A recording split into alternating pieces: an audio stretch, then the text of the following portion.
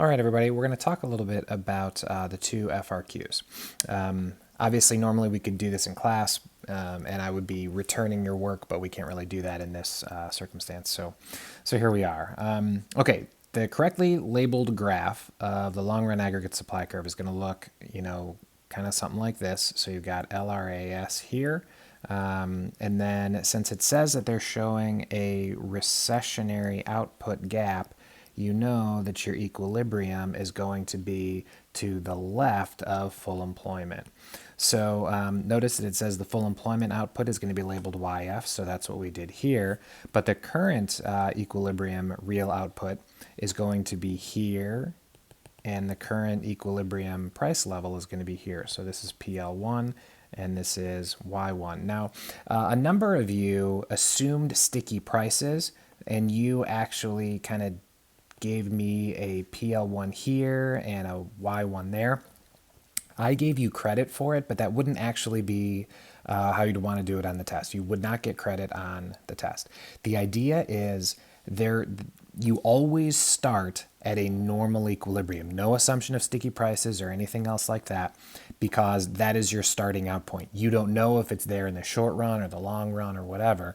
So you're only dealing with sticky prices or things like that in the short run, and unless they tell you something like that, but just you're not gonna want to do that. So always start off with the assumed equilibrium. Okay, so this is going to be our correct answer. PL1 and Y1 with this equilibrium.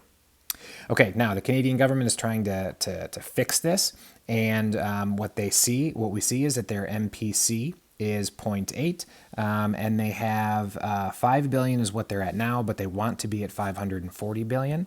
So 540 minus 500 equals 40 billion. So that's what they need to do. That's the stimulus that they need to happen. And we can do 1 over 1 minus MPC, or you could just do 1 over MPS, and that's going to get you a multiplier of 5. So it could also look like 1 over 0.2, which would equal 5. Okay, now if you are trying to, with a multiplier of 5, create 40, then all you got to do is take 40 over 5, the multiplier, 40 billion, and that means that we need an $8 billion increase in spending, a rightward shift. Aggregate demand, and I should have labeled these before, SRAS, so aggregate demand needs to shift to the right by this, 8 billion, and then that will get us over here. Now, obviously, you don't need to draw this. I'm just kind of trying to explain. Okay, so again, since we weren't asked to change that, so we're not gonna leave that there. Okay, now. So that's for number 1, 8 billion, and then number 2, calculate the minimum change and indicate the direction of the change in taxes. So we know that taxes have a smaller multiplier, so we know that that is MPC over MPS, which gives us a multiplier of 4. So if you're trying to get $40 billion with a multiplier of 4, you would need a $10 billion change, and since we're talking about taxes and we want to stimulate, that is a lowering of taxes. Okay, so you're going to decrease taxes. That's the direction of change that you have to indicate. And there you have it. That is number 1. Okay, for number 2, let's go on to the next.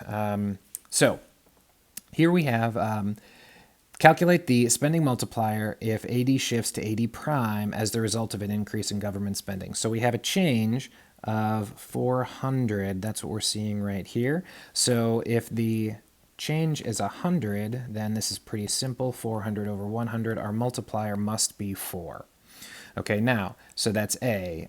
For B, will a decrease in income taxes have to be larger, smaller, or equal to $100?